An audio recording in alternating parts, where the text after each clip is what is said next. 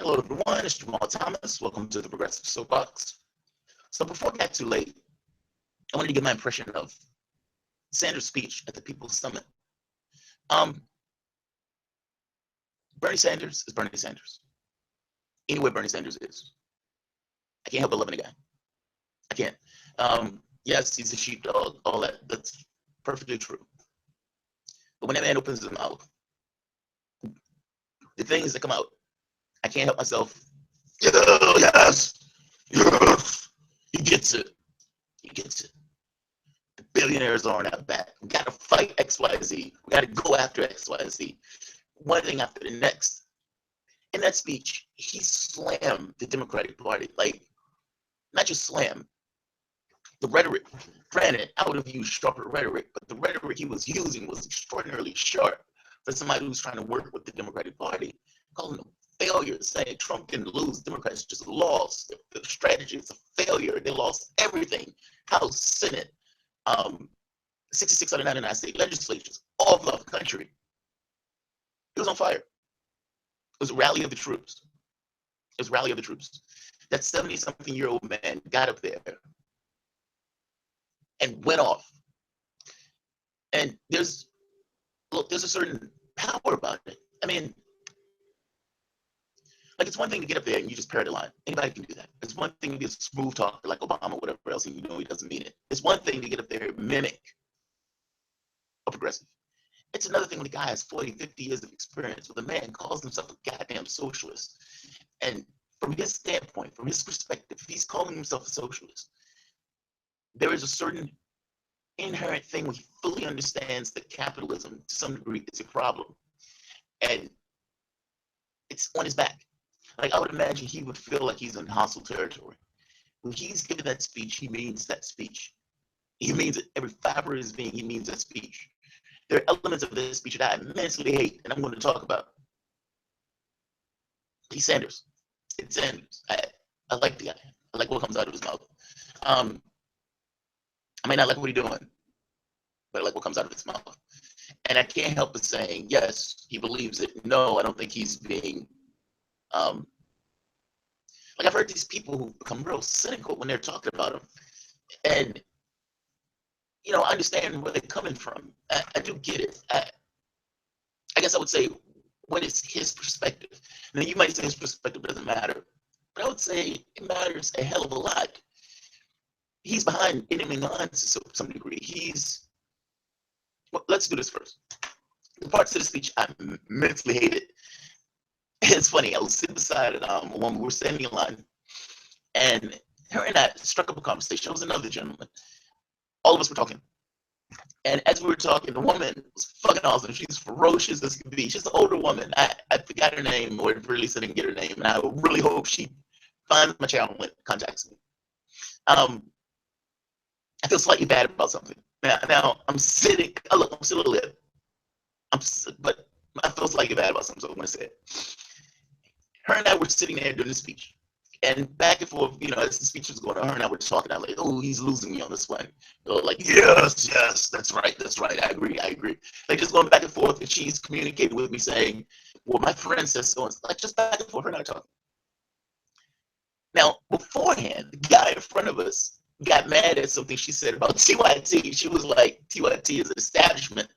Why do you think they're establishment? He just turns around. Why do you think they're establishment? Now, mind you, we're not talking to him. He turns around on his own volition.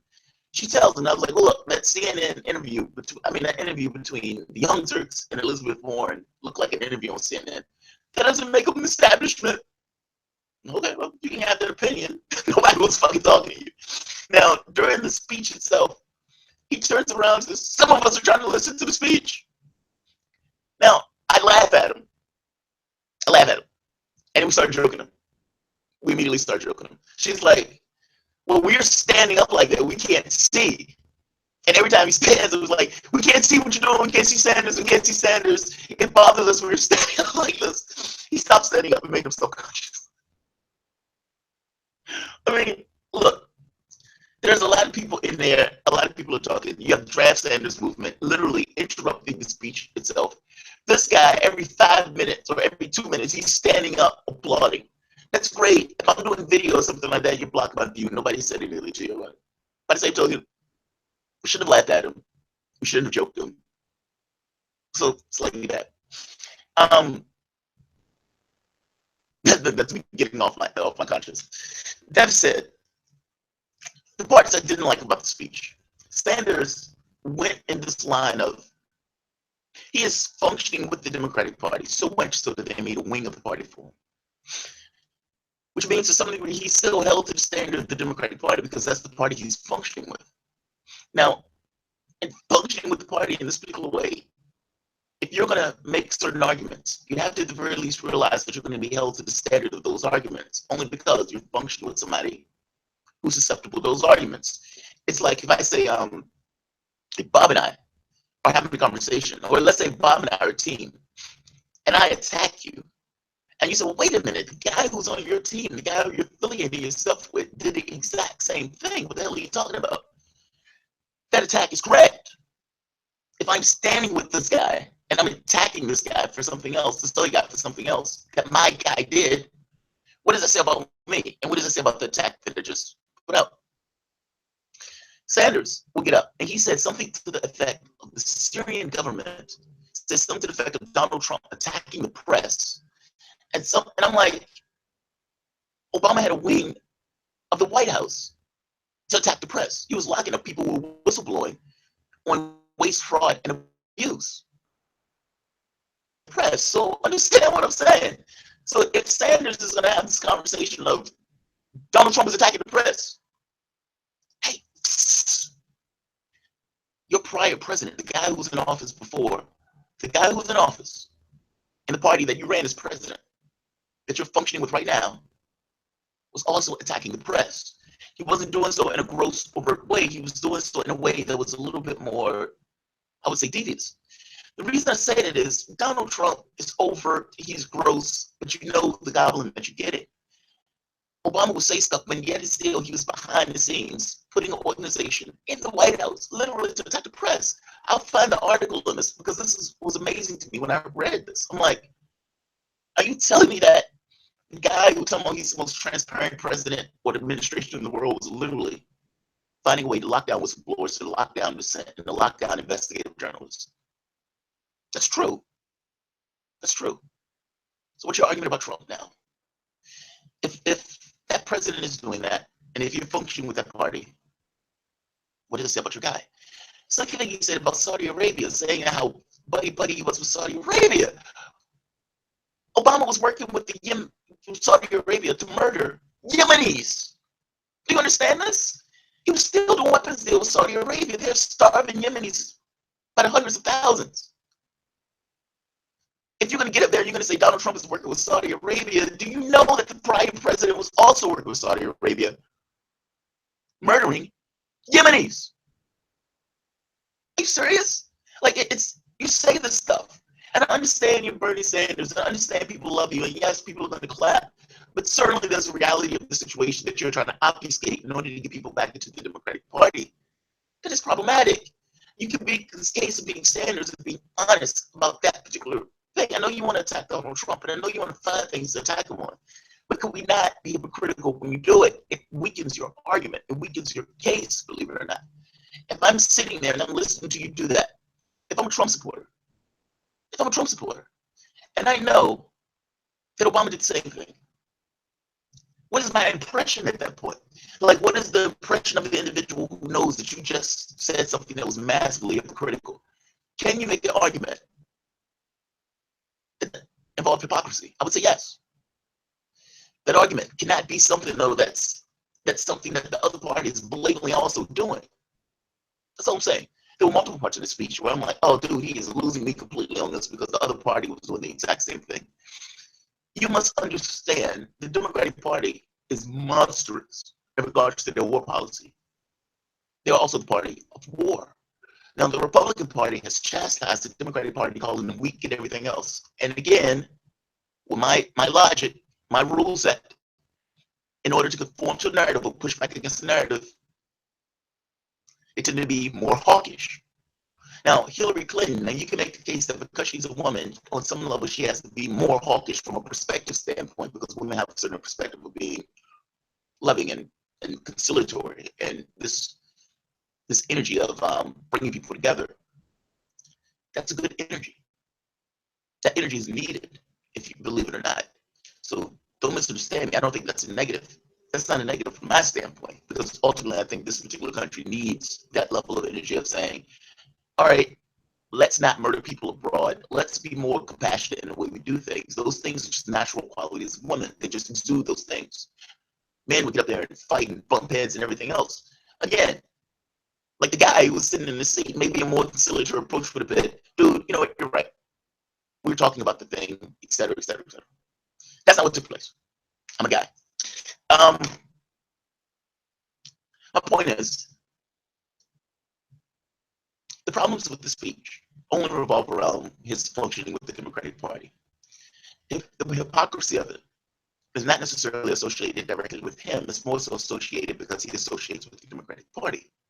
That's all I'm saying. You have a monster of a machine. And let's be very clear on this. Obama had troops in like 60% of the countries in Africa. I would find the article on the internet. It's just an amazing thing to read. Yet another situation where he's going into one country after the next. No constitutional justification to do so. How did you get into Syria? How did you have troops in Syria? How did you have troops?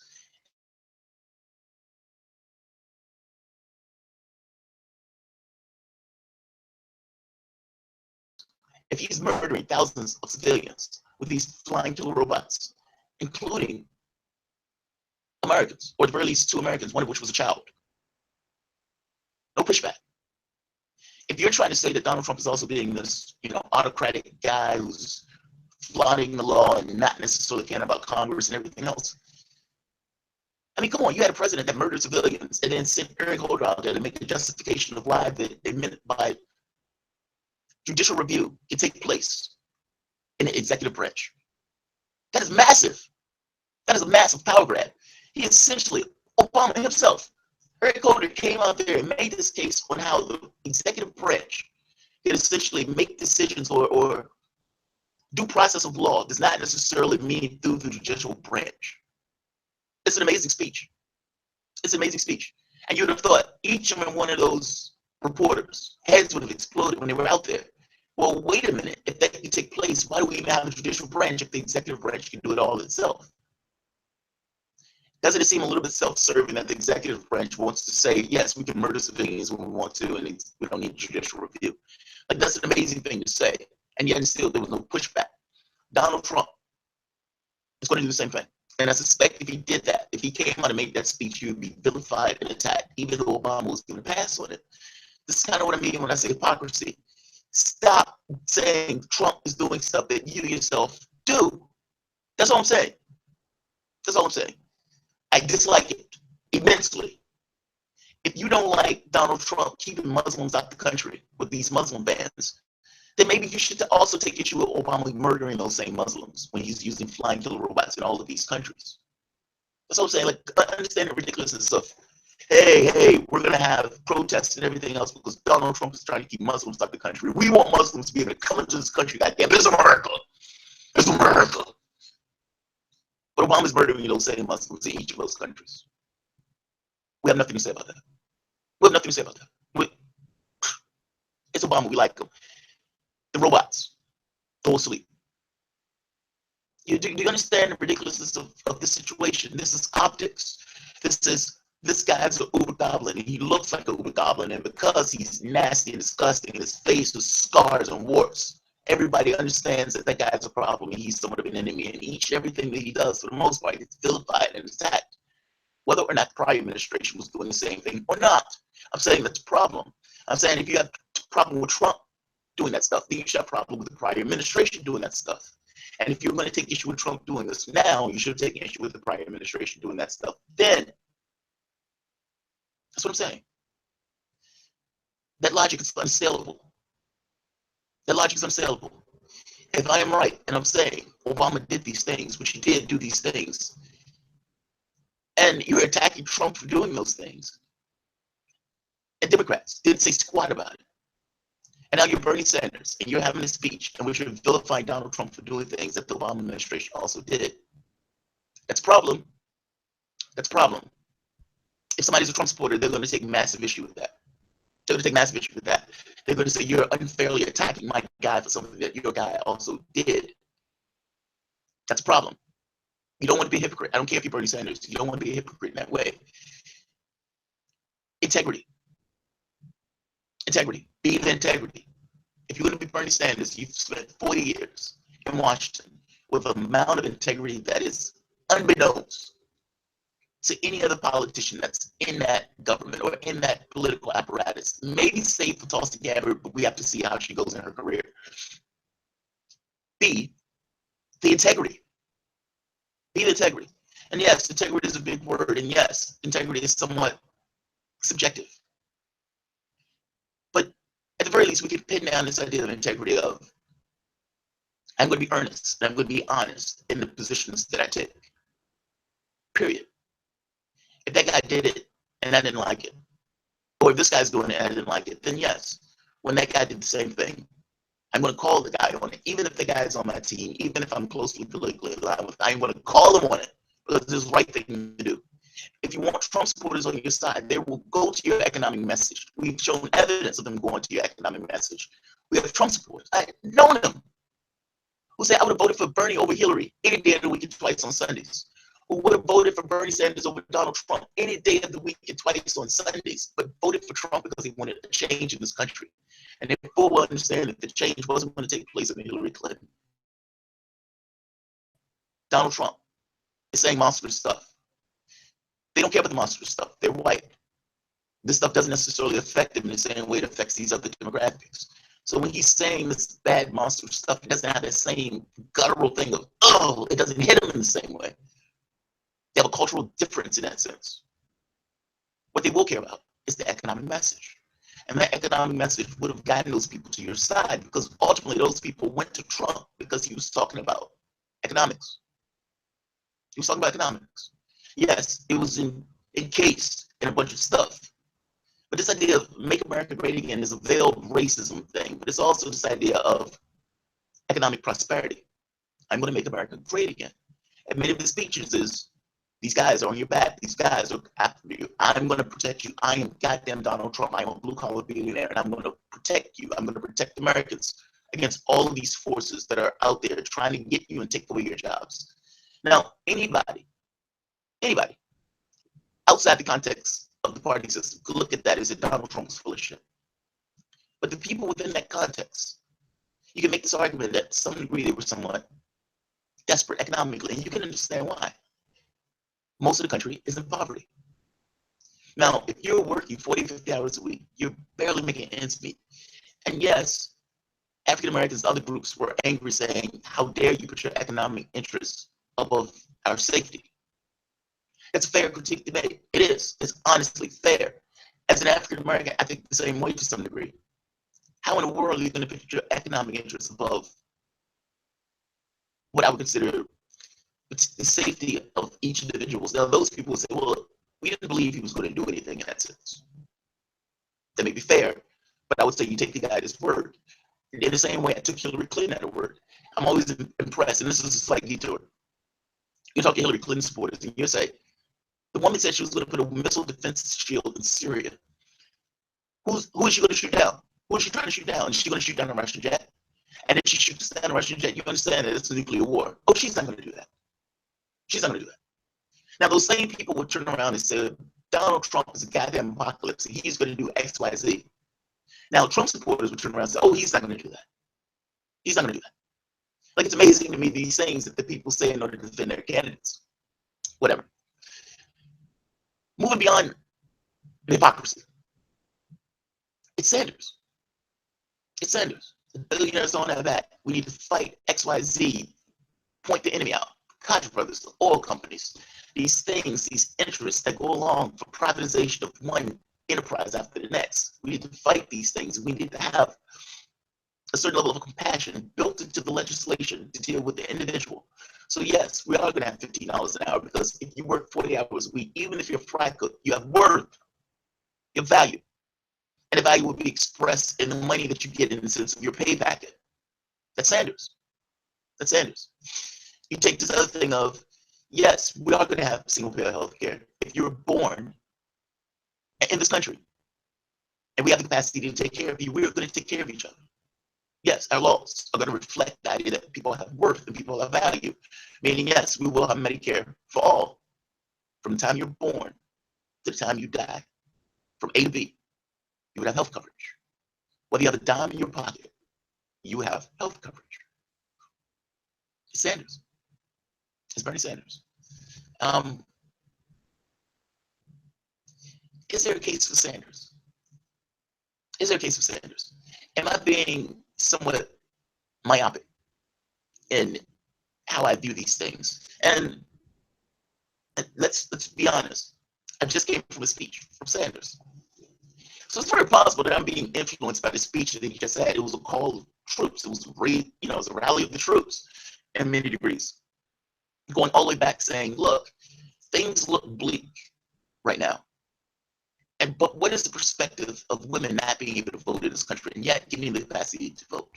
What is the perspective of African Americans being in this country, being murdered, lynched, having to go through the civil rights movement where those people were in hostile territory, and yet those people did it?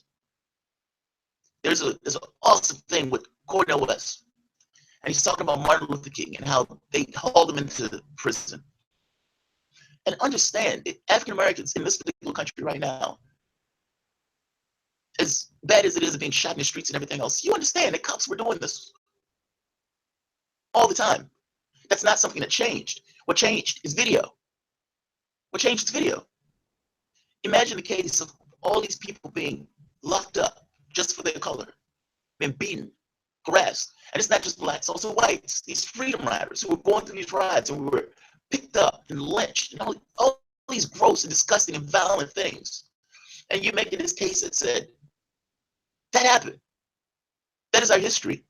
That history, in many respects, need to be remembered and understood because he's look, I'm making more of this, but I'm just making this point of, if you have a history that's that valid and that complex and that oppressive, whether you're talking about women, gays, whether you're talking about African Americans,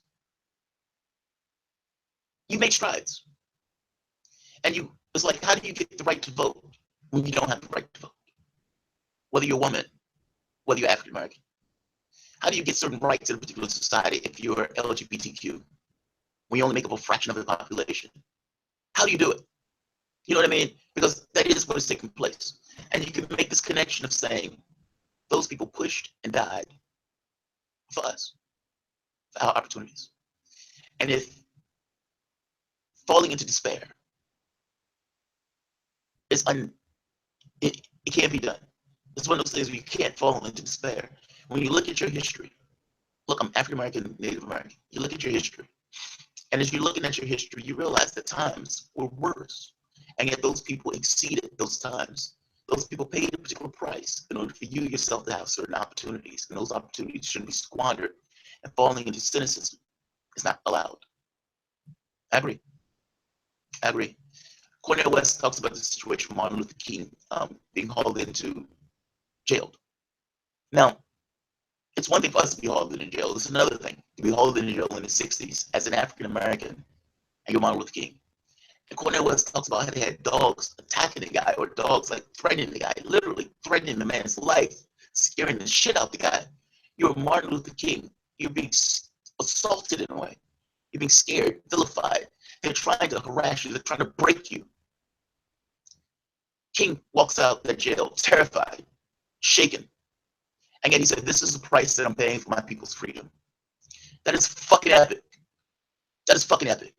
He's not a goddamn Superman. And the fact that he's not a Superman makes it that much more amazing to the fact that he was able to do that and stand up for it, regardless of the opposition.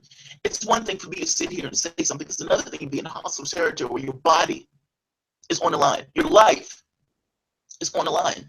And you still told this line of, this is the price that I'm willing to accept for the freedom of my people. That's an amazing thing. That's an amazing thing. If you're coming from that context to the context to which we have now, there is reason to be hopeful in that. Falling into cynicism is not permitted. Is there a case for Sanders? You've heard me bitch about the sheepdogging thing, and I would continue to bitch about the sheepdogging thing. But not looking at it from his point of view, doing my best to look at it from his point of view. The context of this country, the Overton window has shifted. Let's be honest. It has changed. I mean, it seems subtle. It almost seems imperceptible. But it has changed. The conversation is being taken place. Like, for example, you have 5 for 15 having this conversation of $15 an hour for minimum wage. It's taking place in New York. I think, if I'm mistaken, it's taking place in California. And it may, if I'm not mistaken, it's taking place in other cities or other states. That didn't happen willy-nilly. Somebody had to make that argument. Somebody had to get out there and say, hey, we deserve this. They thought those people were crazy, and yet that bill is being implemented in many states of $15 an hour. Those people were crazy. Now those people are having success. Single pill healthcare that was thought to be off the table. You couldn't even get a public option. And now half of the country, the majority of the country, even Republicans, are okay with this idea of single pill healthcare as a solution to our healthcare issues. We still have millions of people not covered. Obamacare, even though they made this thing of Obamacare covers everybody, it doesn't cover everybody. There's still millions of people uncovered, and even among the people who are covered, those people are being hit viciously with these price hikes. They're hitting their knees by a healthcare plan that was supposed to solve healthcare. What's the point of healthcare? Is the point of healthcare healthcare? Is the point of healthcare to make other people rich? What's the point? I'd argue the point of healthcare is healthcare. Do you want, and Donald Trump even said this, the United States should be able to negotiate with drug companies at lower prices. Yes, he's right. You know who's against it? Obama. You know who's against it? Obama. Now, whether Trump meant it or not is a different question. I'm just making a point that he said it because it's actually true. He might have been playing to a particular base, whatever. It's a true statement. It's the point of healthcare. Healthcare. And Bernie Sanders moved it over to window. Now, you can make an argument, you can make a decent argument, if you were an Obama supporter, that Obama passing the Affordable Care Act cracked the public consciousness of the United States in regards to a healthcare system in this country. It wasn't a public option. Damn sure didn't go far enough. It didn't cover everybody. Yes, people are still getting hit with these massive bills and everything else. But did he crack the consciousness of this country in regards to healthcare? Meaning this planned idea of healthcare, even though it was a market-based solution, which is just a ridiculous term for healthcare, but whatever. Can you make a case that him putting through the Affordable Care Act and trying in this country this idea of, yes, we can have a healthcare system. Yes, we should have a healthcare system. It wasn't perfect. It didn't give you everything you wanted. But is it possible that that's your stepping stone to get single payer? You might be able to make that argument. It might be a decent argument to make. It's an argument to some degree I buy. Like you must understand on this. Richard Wolff, when he comes out and he says worker co-ops, Richard Wolff is saying worker co-ops for a reason. Now, Richard Wolff is a Marxist. He's a socialist. Hell, you may even make the case that he's further than a socialist. But he realizes that he can't come out and say that, or at the very least, he can't come out and say everything that I suspect he himself would want in regards to economics in this country. What he can do and say, well, look, a stepping stone from where you are now is a worker co-op. Your unions have been decimated. At the very least, worker co-ops allow employees themselves to run the business. And are you going to tell me that whether you're a Republican or anybody else, that you yourself would not want extra money and extra responsibility or control of your workspace? The answer is, of course, regardless of who you are. Now, yes, you may be tribal in your Republicanness, whatever. But if you're telling those people, you can run your business. That guy doesn't have to make $20 million while you make dick and nickels. That doesn't have to be the case. You yourself can run that particular business. You yourself can have a higher salary. You yourself can make a decision on whether you're not going to outsource your own job, which is probably no, you're not going to outsource your own job. He understands that that's a stepping stone. That's somewhere where the person can see from where they are, from their own context. The argument I'm making here is, and look, I don't like the Affordable Care Act, so this is not an argument for the Affordable Care Act. You would not see me out there marching for the Affordable Care Act at all. That's embarrassing that those people are marching for it. The argument I'm making is, and it's not even an argument I'm making.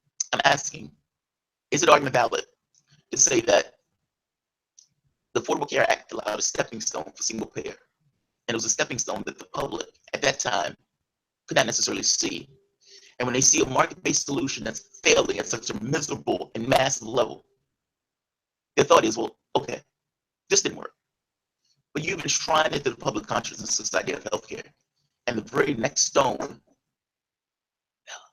somebody needs to take a drink. I just dropped my pen. The very next stone is single payer. I don't think that argument is so far off base. I don't think that argument is completely unfair. I don't think that argument is completely off base. What I'm getting at is, though, a single payer is on the agenda. If you're a Democrat, the question becomes, are you for single payer? That's the narrative. That's the standard bearer of sorts. That's not fringe. That's mainstream. The Democrats who are not on board with that are not mainstream, at least from the left standpoint. Whether you're a Democrat, whether you're leftist, whatever, that's mainstream. That wasn't heard of before. That wasn't heard of. You would consider loony if you're talking about single payer health care. It's impossible for a man to live and breathe underwater and for a man to get single payer health care. Well, that's not so impossible now. At the very least, the latter, getting single payer health care. And that is what's on the agenda. I guess what I'm saying is, one policy position after the next that was considered loony, far left, far fringe, all these things are now at the center of Democratic politics. Now, I'd make the case that they're at the center of Democratic politics because they want to show contrast and opposition to Donald Trump. I think it's true. I also think it's true that when Sanders is putting these things out, Sanders is looking at it as, if this chum is in the water, if it's in the water, if it's in the public consciousness of healthcare, education, that ultimately the Democratic Party is not going to have a choice but to toe a particular line, or they will be vilified for it. The people that and look, this is me making his case. I don't know if I fully believe this. I'm just making the case of Sanders. The people who are being brought into the party are done so for Sanders, not the Democrats. And if those people are brought into the party for Sanders, not Democrats, it follows that the economic policies, the education policies, and the medical policies, meaning single payer, free public education, also are enshrined into who they are. It's what they believe. They're backing a candidate who says, yes, you should have single payer healthcare. No, people shouldn't be burdened with $30,000 of debt when they get out of school. No, you shouldn't be predatory on people, beating them on their heads as they go through their life, trying to find any way to extract a dollar, a nickel from them in each and everything that they do. If that's the guy who's getting you into the party in order to vote, if a progressive candidate comes up, is it likely that that particular person in the primaries is going to vote for a progressive candidate? Well, yes. Those people consider themselves Sanders supporters, not necessarily Democrats. So if the candidate runs, the candidate is progressive. Sanders has gotten a lot of these people in alignment of sorts of saying, yes, I'm not a Democrat, I'm a Sanders supporter, but I am going to vote for progressive Democrats. If he's getting progressive Democrats in office, does it change things? Particularly since he's putting this chum in the water, and does it put pressure on the Democrats who are currently in office to do those things, to push those policies? Maybe. Maybe. I don't know. It's a wild card. I have to be massively biased here. And this could be purely coming from just me coming from the speech. I'd argue that this is the argument that Sanders will make. If I was sitting with the interview and I was asking him questions, he would probably make this same argument. The Democratic apparatus is already intact.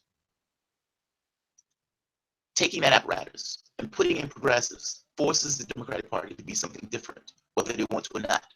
The people who are going into the party, who are being pulled into the party for Sanders, are Sanders supporters, not Democrats. I would argue that those people will make a distinction between those things. In fact, they'll probably tell you, I am a Sanders supporter. Yes, I'm going to vote Democrat if a progressive comes up, but I am a Sanders supporter. Now, this is a problem for the Democratic Party. This is essentially eating the party out from the inside. If he's jumping around the country, he's pulling people back into the party, and those people don't consider themselves part of the party, but they're only doing so because it's Sanders. A progressive candidate comes up. Sanders tells all these people, I want you to vote for Tom Perriello. That's a progressive candidate who I want to run. If there's a corporate shill that's also running, who's going to get that vote? And is that some degree a civil war or a war at that point? Meaning Sanders is running an insurgency within the Democratic Party, at least in his mind. In his mind, I can change the party from the inside by running insurgent candidates, by putting this chum in the water and forcing them to have to confront these very specific issues. Healthcare, education, tuition reimbursement, so free tuition college or non-tuition or tuition-free college, public education. If he's putting this chum in the water and he's forcing Democrats to make a decision on who they are, he even said it, the Democratic Party needs to make a decision on who they stand for. Who do you represent?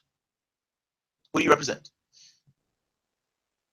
The point of, I'm putting this stuff up, and either they're going to represent it or not. And based upon whether you represent it or not, based upon whether you toe this line or not, you would declare yourself of who you are. Meaning yourself will be delineated based upon whether or not you accept a particular policy or not. You can't run from it. You can't say that the policy wasn't brought up.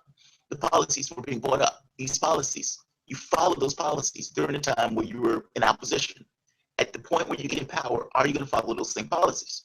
If you don't, you will find yourself to be a hack, and doing so purely just for the sake of opposition. It delineates you from who, it makes a determination who you are. Who are you? Well, Sanders putting these policies out, I would imagine, is a pain in the ass to people who don't necessarily want to toe that line.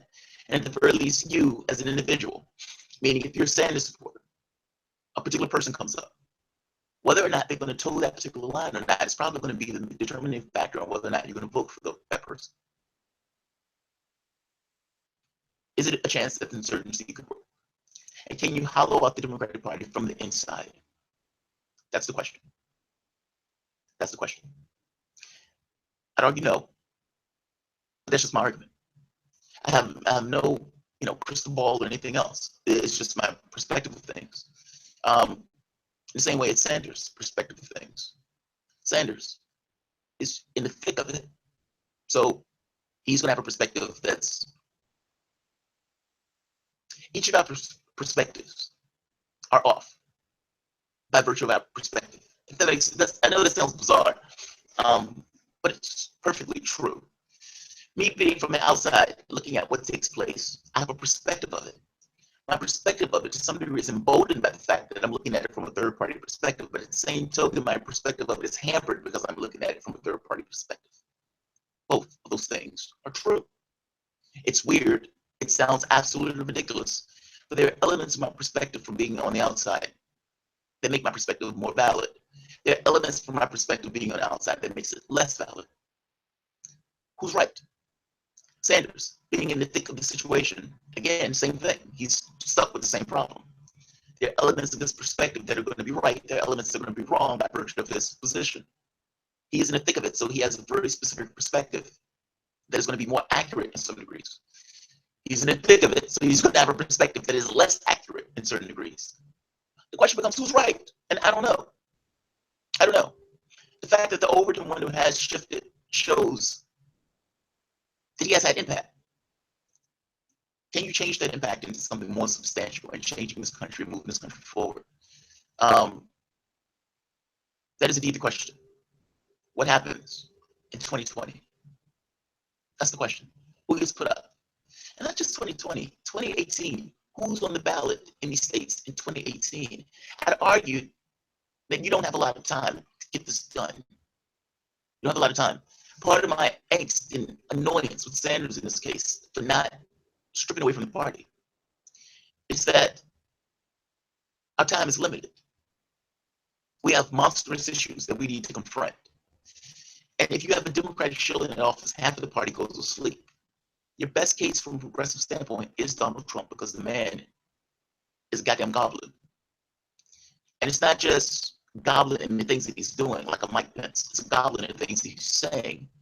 His mannerism, his demeanor, his tone, all those things get across who he is as an individual. I'm making this argument that who he is as an individual is just a typical Republican. If Pence was in that office, Pence would, from a substance standpoint, be the same way. His tone would be different. But the substance of what he's doing will be the same as Donald Trump, if not worse. I'm saying it's better to have a guy who looks like a goblin, who antagonizes a large part of the electorate, who get these people worked up and move in together, because that's your best chance of taking power in that sense. Not just taking power, fully taking power, seats and everything else, taking power and asserting a certain legislative will based upon a backlash of the things that Donald Trump is doing. Sanders could do it. He could do it. Regardless of what you think of him, he could do it. These people pining away in draft Sanders movement, I'm sorry guys, I don't think, I could be wrong. The speech that he gave didn't sound like he was leaving. It sounded like he was trying to change the party from the inside out. That's what it sounded like to me. So, Nick Brana, good luck. I hope you're right. I'm immensely doubtful. It didn't come across to me in the speech that he gave right there. Yes, he's vilifying and excoriating the Democratic Party. But at no point did it sound like him saying, I'm leaving this party or I'm pulling away from this party. It sounded mostly like, I'm trying to get people to run in order to take over the party. That's what it sounded like to me. I could be wrong, but that's exactly what it sounded like to me. I've heard people make the argument that he's trying to stay with this until 2020 to make a decision on whether or not the party can be changed. That may be true. I don't know. I don't have evidence for that. I don't have evidence for what I'm looking at. And it looks like he's trying to change that party from the inside, running an insurgency strategy. Will it work? Who knows? I don't know. Has it borne fruit? Yes. It has borne fruit. You have had a lot of progressives who run when he's galvanized a large number of people. He was going through the audience showing person after person after person who made the decision to run based on him. My decision to do this, these videos, to some degree, I have to admit, it's probably based on Sanders. It's based on Sanders. He says something to rattle something in you. You have a particular position that you feel is true, and it's galvanized. It's given life. It's given breath. And being given life and breath, it rattles in you so much that you can't keep it to yourself, and you have to get it out. In which case, it spills out of you. It spills out of you, whether it's YouTube, whether it's you talking to your family, whether it's talking to your poor wife, who has to hear it all the time. However it is, there's a case of Sanders. I just don't know if he's right. I just don't know if he's right. And the last thing I want to do is deal with the party that cheated the guy. It's funny, during the speech, you had people screaming, he cheated him, they cheated you, you would have won, draft Sanders, People's Party, etc., etc., etc. He ignored it. And he did a speech. Sanders is Sanders. Yes, he said things we don't like. Yes, he does things we don't like. Yes, he may have military policies that do not fall in line with what we would consider progressive policies in that sense. Nobody's perfect. It's just true. Nobody's perfect. There's nobody who's going to run that you're going to agree with each and everything that that person believes in. So let's just bake that into the cake. He's a person. But I like the guy. I can't help but like the guy. I can't help but liking the guy. That makes me biased. It makes me mentally biased when I'm dealing with Sanders. That said, does he have validity to his argument? I want to say yes, there's validity to the argument. Whether or not he can change it or not is a different question. But is there validity to this idea of, I've moved it over to the window. I, as Bernie Sanders, have changed the debate in this country. $15 an hour is on the books or is on the ballot in many states. Single payer healthcare is on the ballot and just went through California Senate in many states. This idea of free tuition is on the agenda.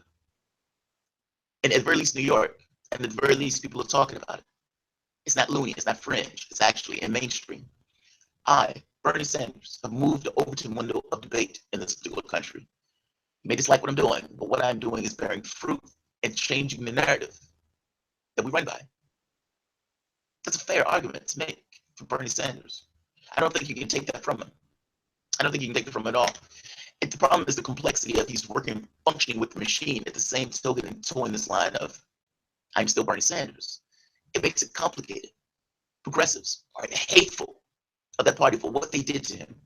And it's a difficult thing for us to understand why he's functioning with the party in that way when that party cheated him in such a way. If you feel that way about the party, you can understand how he probably feels. Also, he's still a person. It probably killed him to support Hillary Clinton. He was out there crying when they were doing that primary thing. All those people were clapping and everything else, and he gets up and says, I'm supporting Hillary Clinton. People were booing him when he said I was supporting Hillary Clinton. So understand, there's pressures associated with him. I don't think the guy is this kind of craven guy who's doing this. I think he's doing it for the reasons. I think he understands that Trump is a threat. Trump is a danger. And because of it, he's aligning himself with the Democratic Party because he feels that's the only vehicle that you have on the left to do anything about it. He's not wrong. In that case, he's not wrong. That analysis, I would argue, to some degree is correct. The analysis that other people make is, well, yeah, but you can strip away from the party and start your own people's party. I don't think that analysis is wrong either. It's complicated. It's complicated. I don't think it's all that simple. And nor do I think that anybody has a smoking gun of answers because all this thing is unclear. I'm gonna leave it at that. The speech was good. Hypocritical, but the speech was decent. And again, it's Bernie Sanders. So Sanders is Sanders. It's Sanders. He's going to open his mouth, and the things he's going to say is going to rattle something in you. If you're sitting there at the People's Summit, there's something that unites each and every one of us in that particular meeting. This idea of a moral society.